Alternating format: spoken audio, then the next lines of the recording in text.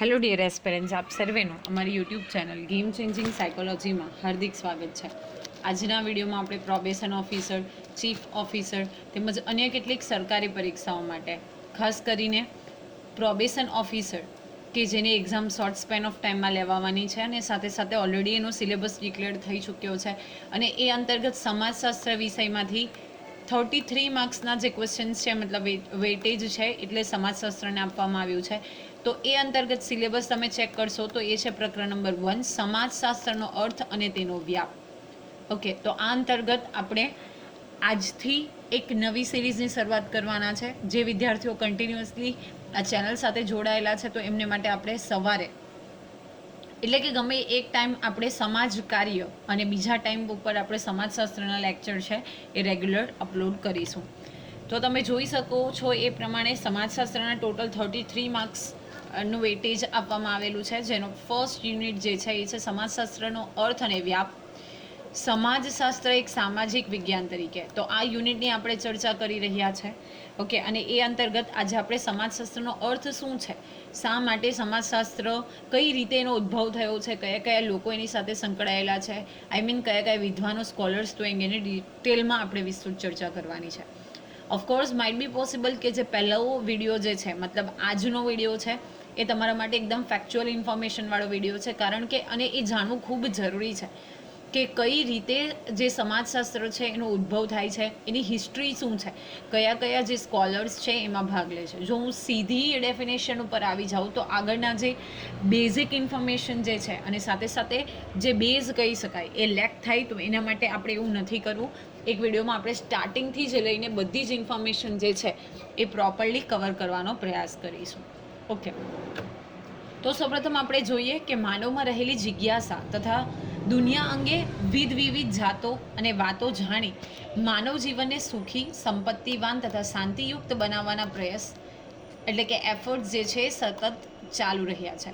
જો આપણે આપણામાં રહેલી જે ક્યુરિયોસિટી છે, યુ નો વેરી વેલ કે જે માનવ છે એ કદાચ નહીં, ડેમ શ્યોર જે કુદરત છે એનું શ્રેષ્ઠ સર્જન છે. તો એટલા માટે આપણામાં હંમેશા નવી નવી વસ્તુઓ જાણવાની જિજ્ઞાસા છે. દુનિયા અંગે જે ડિફરન્ટ મેટર્સ છે એ જાણવાની આપણામાં જિજ્ઞાસા રહેલી છે અને એટલા માટે આ માનવ જીવનને સુખી, સંપત્તિવાન એટલે કે બેઝિકલી પૈસાથી કનેક્ટેડ અને શાંતિયુક્ત, જે ખૂબ જરૂરી છે, પીસ, તો એ બનાવવા માટે સતત અને સતત પ્રયત્ન આપણે ભૂતકાળથી કરતા આવ્યા છીએ.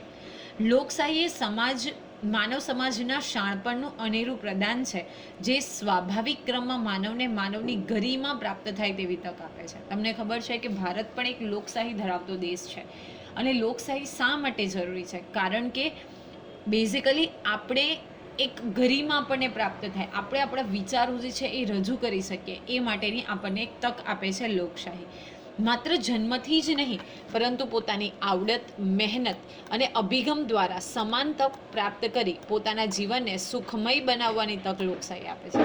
તમને ખબર જ હશે કે બાય બોર્ન આપણી પાસે રાઇટ છે, okay, right to equality, right to roam everywhere. તો ટોટલ જે 6 રાઇટ્સ છે એ તો ઠીક છે, પરંતુ પોતાની આવડત એટલે કે એબિલિટી, મહેનત, હાર્ડવર્ક અને અભિગમ જે છે એના દ્વારા આપણને સમાન તક પ્રાપ્ત થાય અને આપણું જીવન જે છે એ સુખમય બને, તો એ બનાવવાની તક પણ લોકશાહી આપે છે. શા માટે? કારણ કે આપણે આપણા વિચારોનું આદાન પ્રદાન કરી શકીએ છીએ, ઓકે, આપણે બધી વસ્તુ એક્સપ્રેસ કરી શકીએ છીએ. ઓપોઝિટ જે કન્ટ્રીમાં ડિક્ટેટરશીપ હોય એટલે કે આપખુદશાહી હોય તો ત્યાં આ બધી વસ્તુ શક્ય નથી. ઓકે, ફ્રાન્સમાં જ્યારે ક્રાંતિ થઈ ત્યારે માનવ જીવનમાં આકસ્મિક પરિવર્તનો આવ્યા. તે સમયે જ સમાજશાસ્ત્રના જનક કોમ્ટે આ શાસ્ત્રની રચના કરી. તમને પૂછાઈ શકે કે સમાજશાસ્ત્રના પિતા તરીકે કોને ઓળખવામાં આવે છે? તો કોમ્ટેને. આપણે MCQ વાળા સેશનમાં પણ આની ચર્ચા કરી હતી. જો મેં તમને અગાઉ કીધું કે હિસ્ટ્રી જાણવી ખૂબ જરૂરી છે. કોઈ પણ વિષય તમે ભણો છો તો એની પાછળ પહેલાં તો એની પાછળ કઈ હિસ્ટ્રી છે, કયો ઇતિહાસ છે એ જાણવો જરૂરી છે. તો સૌપ્રથમ જ્યારે ફ્રાન્સમાં રિવોલ્યુશન થાય છે તો ત્યારે માનવ જીવનમાં આકસ્મિક પરિવર્તનો આવે છે, એટલે કે સડનલી ચેન્જીસ આવે છે અને એટલા માટે આ જે વ્યક્તિ છે જનક કોમ્ટે, જનક એટલે કે જે ફાધર ઓફ સોશિયોલોજી છે કોમ્ટે, એ આ બધી વસ્તુ જુએ છે અને એને આધારે શું કરે છે, બેઝિકલી સમાજશાસ્ત્રની રચના કરવામાં આવે છે. બેઝિકલી આ ચેપ્ટરમાં આપણે સમાજશાસ્ત્રનો ઉદ્ભવ, એની વ્યાખ્યા, સિદ્ધાંત વગેરેની આપણે આ ચેપ્ટરમાં ચર્ચા કરવાના છે. અને સાથે સાથે સમાજશાસ્ત્રીય સિદ્ધાંતની વ્યાખ્યા, એના લક્ષણો, એની ઘડતરની પ્રક્રિયા, એ બધી જ વસ્તુઓનો આપણે ડિટેલમાં અભ્યાસ કરવાના છીએ. ઓકે, સામાજિક સંબંધો, વ્યક્તિ વચ્ચેની આંતરક્રિયા એટલે કે ઇન્ટરેક્શન, વ્યક્તિ અને જૂથ વચ્ચેની આંતરક્રિયા તથા જૂથ વચ્ચેની આંતરક્રિયાનો અભ્યાસ સમાજશાસ્ત્ર કરે છે. જો સામાજિક સંબંધો પ્લસ એક વ્યક્તિ અને બીજી વ્યક્તિ, આ બે વચ્ચે શું ઇન્ટરેક્શન થાય છે તો એનો અભ્યાસ કરે છે. એક વ્યક્તિ અને માનો કે અહીંયા ગ્રુપ ઓફ પીપલ છે તો એનો પણ અભ્યાસ કરે છે.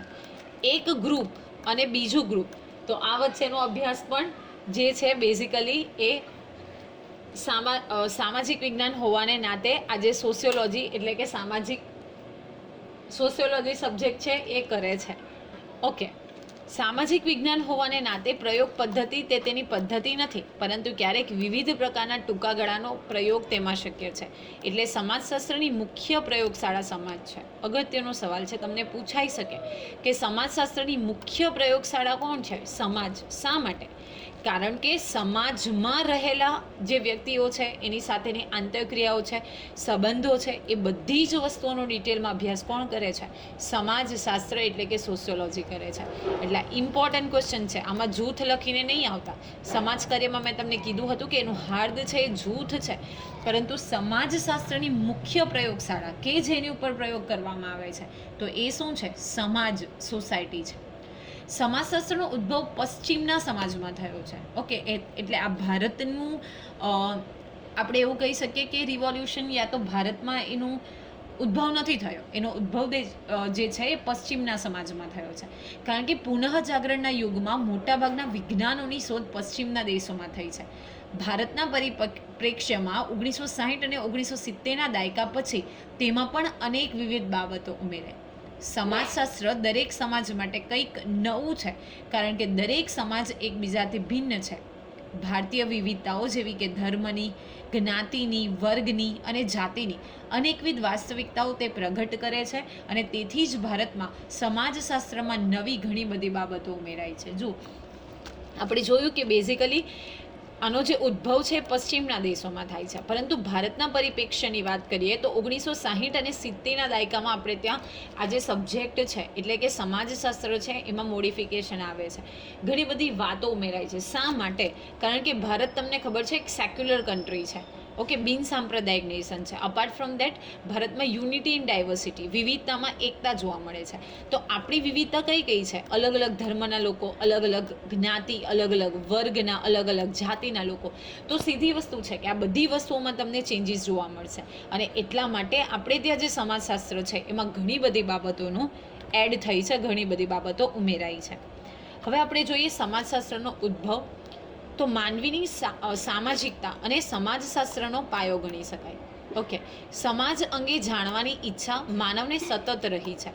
સમાજ અંગેની ચર્ચા કરનાર પહેલાં પોતાની જાતને તત્વચિંતકો, ઇતિહાસવિદો, વિચારકો, કાયદાના ઘડવૈયા તથા આર્ટ્સ દ્રષ્ટા તરીકે ઓળખાવતા. જો આપણે પહેલી સ્લાઇડમાં જોયું કે માનવનો સ્વભાવ જે છે એને ઘણી બધી ઈચ્છાઓ જાણવાની જાગૃતિ હોય. ઓકે, એક પ્રકારની એને ક્યુરિયોસિટી છે. તો જે વ્યક્તિ પહેલેથી જ આપણે એવું કહીએ તો એને સમાજ વિશે જાણવાની ઈચ્છા માનવને થતી રહી છે. તમે જુઓ છો પ્રિમિટિવ મેન એટલે કે આદિમાનવ એ પહેલાં એકલો જીવન ગુજારતો, ભટકતો, પછી ધીરે ધીરે કબીલા બને છે. ઓકે, કબીલામાંથી તમને ખબર છે ગણ રાજ્યો બને છે. તો ધીરે ધીરે આપણે હંમેશા આપણા સમાજ અંગે જાણવાની આપણને ઈચ્છા રહી છે.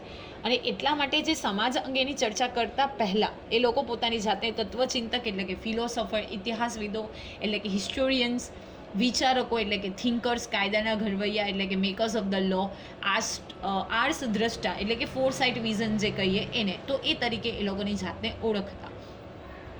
ભારતની જ્ઞાતિ વ્યવસ્થાને આધ્યાત્મવાદના પાયા ઉપર સમજાવી તેને કાર્યાત્મકવાદ સાથે જોડી બૌદ્ધિક તાર્કિક ખુલાસાઓ કર્યા. ચીનમાં પણ સમાજ માટે સ્પષ્ટ સિદ્ધાંતો જોવા મળે છે. પાશ્ચાત્ય સમાજમાં પ્લેટો સૌપ્રથમ સમાજના અભ્યાસની વાત કરે છે. અગત્યનો સવાલ છે, તમને પૂછાઈ શકે કે આપણે જો વેસ્ટર્ન કન્ટ્રીઝની વાત કરીએ તો સૌ પ્રથમ સમાજના અભ્યાસની વાત કયા વિચારકે કરી હતી? તો પ્લેટોએ. પ્લેટોનું નામ તમે સાંભળ્યું હશે, ઘણા મોટા નામો પૈકી એક નામ પ્લેટો, સોક્રેટિસ એ બધાનું છે. તો સૌપ્રથમ પાશ્ચાત્ય સમાજ એટલે કે જે આપણે ફોરેનનું કન્ટ્રી સમાજ હતી, સોસાયટી, એમાં સૌપ્રથમ વખત જે પ્લેટો છે એ સમાજના અભ્યાસની વાત કરે છે.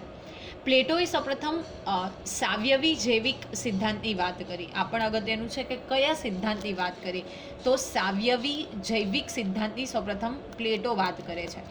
એરિસ્ટોટલે સમાજમાં અને કૌટિલ્યએ અર્થશાસ્ત્રમાં સામાજિક વાસ્તવિકતાને લક્ષ્યમાં રાખીને રાજકીય વ્યવસ્થાનું વિશ્લેષણ કર્યું. આ પણ પૂછાઈ શકે. ઓકે, કૌટિલ્યનું જે અર્થશાસ્ત્ર નામનું પુસ્તક છે એ ખૂબ અગત્યનું છે. કદાચ તમે સ્ટડી જ્યારે કરી હશે તો ત્યારે તમને આવતું હતું કે કૌટિલ્યનું જે સમાજશાસ્ત્રનું બુક છે એ આપણા ભારતના ઇતિહાસમાં સૌપ્રથમ પોલિટી ઉપર લખાયેલું બુક ગણવામાં આવે છે, જે ચંદ્રગુપ્ત મૌર્યના મેન્ટર તરીકે વર્ક કરે છે. ઓકે, આ બંને પણ જૈવિક સિદ્ધાંતના પુરસ્કર્તા છે. તો તમને પૂછાઈ શકે કે જૈવિક સિદ્ધાંતના પુરસ્કર્તા તરીકે કયા કયા વ્યક્તિઓ, તો એક તો પ્લેટો, than after we have discuss કે કૌટિલ્ય અને એરિસ્ટોટલ. સાવ્યવી રોમન તત્વચિંતકોએ પણ આ સિદ્ધાંતને સમર્થન આપ્યું. પ્લેટોએ ચર્ચા કરતા જણાવ્યું કે વ્યક્તિ એ સમાજનું પ્રતિબિંબ છે અને સમાજના ભાગ તરીકે વ્યક્તિને જોવી જોઈએ. તમને ફેક્ટ બેઝ ક્વેશ્ચન પૂછાઈ શકે કે વ્યક્તિ એ સમાજનું પ્રતિબિંબ છે એટલે કે એનો શેડો છે, અને સમાજના ભાગ તરીકે આપણે વ્યક્તિને જોવાની છે, એટલે કે as a part of society we have to include human યા તો પીપલ. તો આ સ્ટેટમેન્ટ કોણે આપ્યું છે, તો આ સ્ટેટમેન્ટ જે છે એ પ્લેટોએ આપ્યું છે.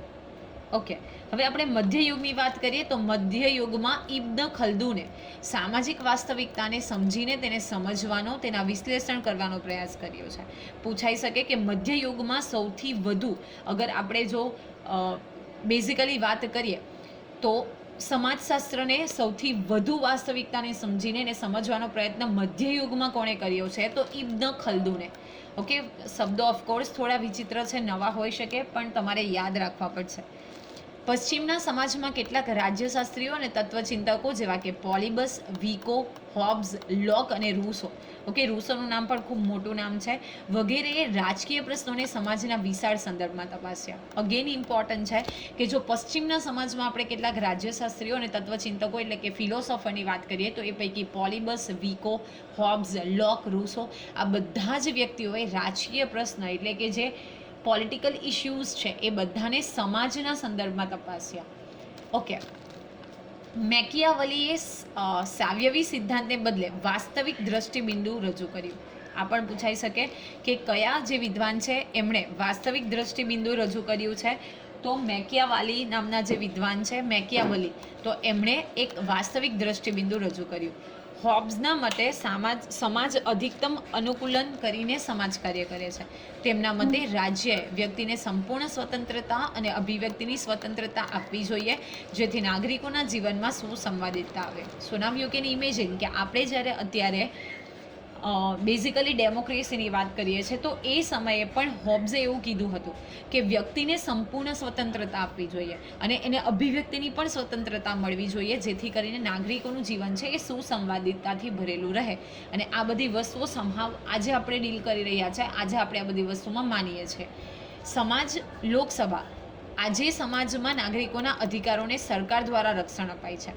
17મી સદીમાં એમ મનાતું હતું કે સામાન્ય સંસ્થાઓ સ્થિર છે અને તે કાયમ છે. 18મી સદીમાં આ બાબતમાં પરિવર્તન આવ્યું. તેમના મતે રાજ્યએ માનવના સામાજિક જીવનને રક્ષિત બનાવવામાં મદદ કરવી જોઈએ. એટલે કે સમહાવ 17મી સદીથી આપણે આ વસ્તુઓ ઉપર બેઝિકલી ફોકસ કરી રહ્યા છે. રૂસોએ આદર્શ સમાજની વાત કરી જેમાં દરેક વ્યક્તિની ગરિમા સચવાવી જોઈએ. તો જો તમે એ સમયથી રૂસો જે છે એ આદર્શ સમાજ એટલે કે સોશિયલ આઈડિયલ સોસાયટીની વાત કરે છે અને એમના મતે વ્યક્તિ એવું માને છે કે દરેક વ્યક્તિ જે છે એની પોતાની જે ડિગ્નિટી છે એ ડિગ્નિટી મેન્ટેન રહેવી જોઈએ. વોલ્ટેરના મતે ધાર્મિક સંસ્થાઓ યોગ્ય નથી, સામાજિક સંસ્થાઓ કુદરતી નથી. કેટલાક તત્વચિંતકોએ સમાજ પરિવર્તનશીલ છે એ દ્રષ્ટિકોણ રજૂ કર્યો. તો આ પણ અગત્યનું છે, તમને પૂછાઈ શકે બેઝિકલી કે વોલ્ટર એવું કહે છે કે ધાર્મિક સંસ્થાઓ યોગ્ય નથી ઇન ધેટ કેસ, અને આ જે સામાજિક સંસ્થાઓ છે એ કુદરતી પણ નથી, આપણે પોતે એસ્ટાબ્લિશ કરી છે, આપણે બનાવી છે. અને તત્વચિંતકોએ સમાજ પરિવર્તનશીલ છે, કોઈ પણ સમાજ જે છે એ પરમિનન્ટલી એ મેટરમાં નહીં રહી શકે, એમાં શું આવશે, પરિવર્તન આવતા રહેશે, ચેન્જીસ આવતા રહેશે. તેમના મતે દરેક સમાજ વિવિધ 3 તબક્કાઓમાંથી પસાર થાય છે અને આ તબક્કાઓ સમાજમાં સરખા જોવા મળે છે. તો કયા તબક્કાઓ? તો માનવ જાતિના વિકાસ માટે પ્રગતિ એ મુખ્ય નિયમ છે. આપણે બેઝિકલી જો માનવ જાતિનો વિકાસ કરવાની વાત કરીએ છીએ તો એના માટે પ્રગતિ, ઓકે, એનું ડેવલપમેન્ટ થવું જોઈએ, એ મુખ્ય નિયમ છે. જટિલ સામાજિક પરિબળોમાંથી સામાજિક સંસ્થા ઉદ્ભવી છે, નહીં કે મનસ્વી રીતે ઠોકી બેસાડવામાં આવી છે. એક કે જે કોઈ પરિબળો ક્રિએટ થયા છે એમાંથી સામાજિક સંસ્થા ઉદ્ભવી છે કે પછી એ ઠોકી બેસાડવામાં આવી છે, એટલે કે કોઈ એનું એસ્ટાબ્લિશમેન્ટ કર્યું છે, એની સ્થાપના કરી છે અને એને આપણે ફોલો કરી રહ્યા છે. તો એ બે ક્વેશ્ચન જે છે એ ઉદ્ભવેલા છે. એડમ સ્મિથ, જેને આપણે ઇકોનોમિક્સ, ફાધર ઓફ ઇકોનોમિક્સ તરીકે ઓળખીએ છીએ, એ એવું માને છે કે આર્થિક પ્રવૃત્તિ સ્વયંસ્ફૂર્ત છે. ઓકે, જે આર્થિક પ્રવૃત્તિ છે, ઇકોનોમિક એક્ટિવિટી છે, એ સ્વયંસ્ફુરિત છે, મતલબ સ્વયં જનરેટ થાય છે. સમાજને જંગલી અને સભ્ય એમ બે વિભાગમાં તે વહેંચે છે. સમાજ અભ્યાસ માટે સંખ્યાત્મક પદ્ધતિઓ રચી આંકડાકીય અને સાંખ્યિક પદ્ધતિનો ઉદ્ભવ ત્યારથી થાય છે અને 18મી સદી એ તપાસ અને પ્રશ્નનો યુગ હતો. જેમ 21st સેન્ચુરી છે વિજ્ઞાનની સદી છે, એ રીતે 18મી સદી એ તપાસ અને પ્રશ્નનો યુગ એટલે કે સદી હતી. મોટાભાગના તત્વચિંતકોને પરંપરાગત મૂલ્યો અંગે સંશય હતા, એટલે કે ડાઉટ હતો, અને માનવીની બુદ્ધિશક્તિ અંગે અમર્યાદિત વિશ્વાસ હતો. જે તત્વચિંતકો હતા એટલે કે ફિલોસોફર્સ હતા, એવું માનતા હતા કે આપણા જે પરંપરાગત એટલે કે ટ્રેડિશનલ વેલ્યુઝ છે, એક પ્રકારનું એમના મતે ડાઉટ હતું. પણ ઓફકોર્સ બીજી બાજુ એ લોકો જે આપણી બુદ્ધિશક્તિ છે, થિંકિંગ એબિલિટી છે, એના અંગે એને અમર્યાદિત વિશ્વાસ હતો. તે સમયના આધિભૌતિક ખ્યાલો, અનેકવિધ બાબતો, માન્યતાઓ અને પારંપરિક જ્ઞાન, પારંપરિક વિશ્વાસ, લોકરીતિ, સમાજ અંગેની અનેકવિધ માન્યતાઓએ કાયદા, સમાજશાસ્ત્ર અને અર્થશાસ્ત્ર માટે મહત્વની ભૂમિકા પૂરી પાડી. આ બધામાંથી જ નવી બાબતોનો પાયો જે છે એ ઘડાયો. ઓકે, તો જે એમણે ઓબ્ઝર્વ કર્યું એના આધારે એ બધી વસ્તુઓને જસ્ટિફાઈ કરવામાં આવી અને ધીરે ધીરે એક જે પ્રોપર એરા છે એની શરૂઆત થાય છે. હવે અહીંથી 19મી સદીની માહિતી છે તો એ પણ ખૂબ અગત્યની છે કે 19મી સદીમાં ઓગસ્ટ કોમ્ટ 1798 થી 1853 દ્વારા સમાજશાસ્ત્રનો ઉદ્ભવ થયો. આપણે અગાઉના વિડીયોમાં પણ જોયું હતું અને વન લાઇનરમાં પણ જોયું હતું કે સમાજ શાસ્ત્રના પિતા તરીકે કોને ઓળખવામાં આવે છે? તો ઓગસ્ટ કોમ્ટને ઓળખવામાં આવે છે. કોમ્ટના સમયમાં થયેલ સામાજિક તથા રાજકીય પરિવર્તનોને કારણે જે અંધાધૂંધી સર્જાઈ, એટલે કે જે કેઓસ સર્જાયા, તેને થાળે પાડવાના ચિંતનમાંથી સમાજશાસ્ત્રનો ઉદ્ભવ થયો છે એમ કહી શકાય. તો એ પોતે એવું માને છે કે 19મી સદીમાં જે સામાજિક અને રાજકીય પરિવર્તનો થાય છે એને આધારે ઘણા બધા કેઓસ સર્જાય છે અને એ બધી વસ્તુઓને સ્ટેબલ બનાવવામાંથી જ જે સમાજશાસ્ત્ર છે એનો ઉદ્ભવ થયો છે. ઓકે, સેન્ટ પિયરી અને વિકો એ 18મી સદીમાં પ્રગતિના ખ્યાલની વાત કરી, તે મહદઅંશે સૌને સ્વીકારી હતી. આ પણ પૂછાઈ શકે કે પ્રગતિના ખ્યાલની વાત કોણે કરી હતી? તો 18મી સદીમાં સેન્ટ પિયરી અને વિકો નામના જે વિદ્વાન છે, સ્કોલર છે, એમણે કરી હતી. આ ખ્યાલ મોન્ટેસ્ક્યુ, વોલ્ટરે ફ્રાન્સમાં તથા હાર્ડરે જર્મનીમાં વિકસાવ્યો. ઓકે, તો આમણે જે વાત કરી હતી સેન્ટ પિયરી અને વિકોએ, એ ખ્યાલ જે છે એ મોન્ટેસ્ક્યુ અને વોલ્ટર ફ્રાન્સમાં વિકસાવે છે, જ્યારે હાર્ડર જે છે એ જર્મનીમાં આ ખ્યાલને વિકસાવે છે, સ્પ્રેડ કરે છે. 19મી સદીમાં ઇતિહાસમાં તત્વજ્ઞાનને મહત્વના પરિબળ તરીકે હેગલ અને સેન્ટ સાઇમને સ્વીકાર્યું. ખૂબ અગત્યનું છે, આવા પણ ક્વેશ્ચન પૂછાઈ શકે કે 19મી સદીની જ્યારે આપણે વાત કરીએ છીએ તો ઇતિહાસમાં આજે તત્વજ્ઞાનના મહત્વના પરિબળ તરીકે હેગલ અને સેન્ટ સાઇમને આ જે સિદ્ધાંત છે એને સ્વીકાર્યું. ઇતિહાસ સતત અવિરતપણે આગળ ધપે અને રાજ્યના ઉદ્ભવમાં પરિણામે છે કે સામાજિક સંસ્થાઓ દ્વારા ટકી રહે છે અને સેન્ટ સાઇમન ઇતિહાસને મહત્વનો ગણે છે. સમાજમાં ઉદ્યોગ એ મહત્વનું પરિબળ છે એમ સેન્ટ સાઇમન માને છે. કોમ્ટ સેન્ટ સાઇમનથી પ્રભાવિત થાય છે અને બધા તત્વચિંતકોએ ઇતિહાસના અભ્યાસ પછી રાજ્ય અને સમાજ બંને વચ્ચે તફાવત દર્શાવ્યો છે. તો આ તમે નહીં યાદ રાખશો તો પણ ચાલશે. આ સમાજશાસ્ત્રીઓની વિચારધારણાઓ જે છે એ સમગ્ર 19મી સદી અને 20મી સદીની શરૂઆતના વર્ષોમાં જ્યારે આધુનિક સમાજશાસ્ત્રનો ઉદ્ભવ થયો ત્યારે છવાયેલી હતી. તો 19મી અને 20મી સદીના શરૂઆતના વર્ષોમાં બેઝિકલી આ સમાજશાસ્ત્રનો પ્રોપર ઉદ્ભવ થાય છે અને એ ટાઈમે આ બધી વસ્તુ જે છે એ સમાજમાં સંભાવ ચાલતી હતી. તે સમયના મુખ્ય રાષ્ટ્રો ફ્રાન્સ, ઇંગ્લેન્ડ અને જર્મની કે જ્યાં સમાજશાસ્ત્ર પ્રથમ વિકસ્યું અને જ્યાંથી આધુનિક સમાજશાસ્ત્રીય પરંપરાની શરૂઆત થઈ. તો તમને પૂછાઈ શકે કે સૌપ્રથમ કયા રાષ્ટ્રોમાં આ કોન્સેપ્ટ જે છે એ ડેવલપ થાય છે? તો ફ્રાન્સ, ઇંગ્લેન્ડ અને જર્મનીમાં. ઓકે, દરેક સમાજશાસ્ત્રીએ સમાજશાસ્ત્રની એક બુદ્ધિજન્ય વિષય તરીકેની વિભાવના ઉપર વ્યક્તિગત અસર પાડી છે અને આથી યોગ્ય સમાજશાસ્ત્રના વિષય વસ્તુને સમજવું જરૂરી છે. ઓકે, ઓગસ્ટ કોમ્ટ ગણિતશાસ્ત્રી હતા, પરંતુ સમાજ અંગે વિચારતા તેમણે સૌપ્રથમ આ શાસ્ત્રને સામાજિક ભૌતિકશાસ્ત્ર નામ આપ્યું. આ પણ અગત્યનું છે કે જે ઓગસ્ટ કોમ્ટ હતા એ એકચ્યુઅલ તો મેથેમેટિશિયન હતા, પરંતુ એ સમાજ એટલે સોસાયટી અંગે પણ વિચારતા હતા અને એટલા જ માટે આપણે અગાઉ પણ જોયું હતું કે એ બેઝિકલી આંકડાકીય માહિતી છે એ કલેક્ટ કરવાનું કામ કરતા હતા અને એટલા માટે સૌપ્રથમ આ શાસ્ત્રને સામાજિક ભૌતિકશાસ્ત્ર એવું નામ આપે છે. થોડા સમય બાદ તેને સમાજશાસ્ત્ર એટલે કે સોશિયોલોજી નામ આપવામાં આવ્યું. મેં તમને અગાઉના વિડીયોમાં શીખવાડ્યું હતું કે સોશિયોલોજી બેઝિકલી બે શબ્દ ઉપરથી બન્યો છે, એક છે સોશિયો અને બીજો છે લોગસ. સોશિયો શબ્દ જે છે એ બેઝિકલી લેટિન ભાષામાંથી આવ્યો છે અને લોગોસ શબ્દ છે એ બેઝિકલી ગ્રીક વર્ડ પરથી ઉતરી આવ્યો છે. તો આ યાદ રાખવાનું છે. કોમ્ટે સામાજિક ઘટનાઓને સામાજિક ગતિશાસ્ત્ર અને સામાજિક સ્થિતિશાસ્ત્રમાં મૂલવી. આ બંને વિભાવનાઓ જુદા જુદા સ્વરૂપે આજે પણ જોવા મળે છે. ઓકે, વ્યક્તિ વચ્ચેના જે અંતર છે એ આંતર સંબંધોનો અભ્યાસ કરનાર વિષય તરીકે ગણવામાં આવે છે. સામાજિક તંત્રનો અભ્યાસ એટલે તેના જુદા જુદા ભાગમાં થતી ક્રિયાઓ અને પ્રક્રિયાઓ અને નિયમો અંગેની તપાસ. તેઓ પોતે એવું માનતા હતા કે સમાજના જુદા જુદા ભાગોને અલગ અલગ રીતે સમજી શકાય નહીં, કારણ કે તેઓ પરસ્પર સંબંધમાં જ સંકળાતા હોય છે, તેથી તેમને એકબીજાના પૂરક જોયા વિના છૂટકો નથી. તો તમને આ પણ પૂછાઈ શકે કે કોમ્ટ એવું માનતા હતા કે અલગ અલગ જે સમુદાય છે એના ઇન્ટરરિલેશન્સ છે એ એકબીજાના પૂરક છે, કારણ કે એ બધી જ વસ્તુઓ જે છે, વ્યક્તિઓ છે, એકબીજા સાથે સંકળાયેલા છે. હર્બર્ટ સ્પેન્સર તેમના પુસ્તક સમાજશાસ્ત્રના સિદ્ધાંતો, આ પણ ખૂબ અગત્યનું છે. અગાઉ પણ આપણે એક પુસ્તકની ચર્ચા કરી. નેક્સ્ટ જે છે એ છે બેઝિકલી હર્બર્ટ સ્પેન્સર. તો એ પોતાના જે પુસ્તક છે સમાજશાસ્ત્ર એના સિદ્ધાંતો છે, પ્રિન્સિપલ ઓફ સોશિયોલોજી, એમાં એ સમજાવે છે કે સમાજશાસ્ત્રએ કયા કયા વિષયોના અભ્યાસની જવાબદારી લેવી જોઈએ. ઓકે, સ્પેન્સરના મતે સમાજશાસ્ત્રમાં કુટુંબ એટલે કે ફેમિલી, રાજકારણ, પોલિટિક્સ, ધર્મ, સામાજિક નિયંત્રણ, ઉદ્યોગો અને કામ એ બધી વસ્તુનો સમાવેશ હર્બર્ટ સ્પેન્સર કરે છે.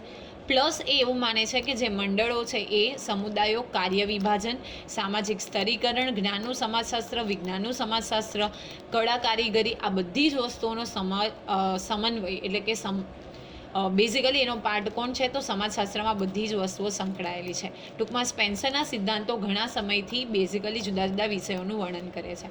તો હર્બર્ટ સ્પેન્સરનું પુસ્તક પણ યાદ રાખવાનું છે. ઘણી બધી વખત કમ્પિટિટિવ એક્ઝામમાં પૂછાયું છે કે હર્બર્ટ સ્પેન્સરનું પુસ્તક જે છે એ છે principal of sociology. Okay, next જે છે એમિલી દુર્ખમ. તો એમિલી દુર્ખમે સમાજશાસ્ત્રના વિષય વસ્તુની કોઈ ચોક્કસ વિભાવનાઓ સર્જી નથી. એ કોઈ ચોક્કસ વિભાવનાઓ નથી આપી, પરંતુ તેમણે સમાજશાસ્ત્રના વિષયના બહોળા વિકાસની વાત કરી છે. તેણે એવું કહ્યું છે કે જ્યાં સુધી સમાજશાસ્ત્ર અને સામાજિક વાસ્તવિકતાની સમગ્રતા પરના શરૂઆતના બધા દાવાઓ નહીં છોડે ત્યાં સુધી સમાજશાસ્ત્ર સામાજિક વિજ્ઞાન બની શકે નહીં. ઓકે, બેઝિકલી એમણે શું કીધું છે કે એ જે છે એ અગાઉની જે વિભાવનાઓ હતી એને ચેન્જ કરીને મોડર્ન ટાઈમ સાથે એને સાંકળવાની વાત કરે છે. દુર્ખમે તેના પ્રથમ સમાજશાસ્ત્રીય જર્નલ જે હતી, સમાજશાસ્ત્રના મુખ્ય ભાગો એણે નીચે પ્રમાણે દર્શાવ્યા છે. ફર્સ્ટ જે છે વ્યક્તિ અને સમૂહ, બીજું ધર્મનું સમાજશાસ્ત્ર, નંબર 3 કાયદા અને નીતિનું સમાજશાસ્ત્ર, જેમાં રાજકીય સંસ્થા, સામાજિક સંસ્થા, કુટુંબ અને લગ્નનો સમાવેશ થાય છે. નેક્સ્ટ છે ગુનાનું સમાજશાસ્ત્ર. 5th નંબર આર્થિક સમાજશાસ્ત્ર, જેમાં મૂલ્યો અને વ્યાવસાયિક જૂથોનો સમાવેશ. 6 નંબર છે વસ્તીનું વિજ્ઞાન, જેમાં શહેરી અને ગ્રામીણ સમુદાય. અને નેક્સ્ટ જે છે કલાનું સમાજશાસ્ત્ર. તો દુર્ખમે ફર્સ્ટ ટાઈમ જે છે બેઝિકલી સમાજશાસ્ત્રના મુખ્ય 7 ભાગો જે છે એ દર્શાવેલા છે. તો એ પણ યાદ રાખવાના છે. તો આશા રાખું છું કે આજે હિસ્ટ્રીનો વિડીયો હતો એટલે કે ભૂમિકા એ તમને સમજાઈ હશે. અને જો વિડીયો પસંદ પડે તો લાઇક કરી અને વધુ વિડીયોની અપડેટ્સ માટે you can even subscribe our YouTube channel game changing psychology. Thank you for watching the video. Have a nice day.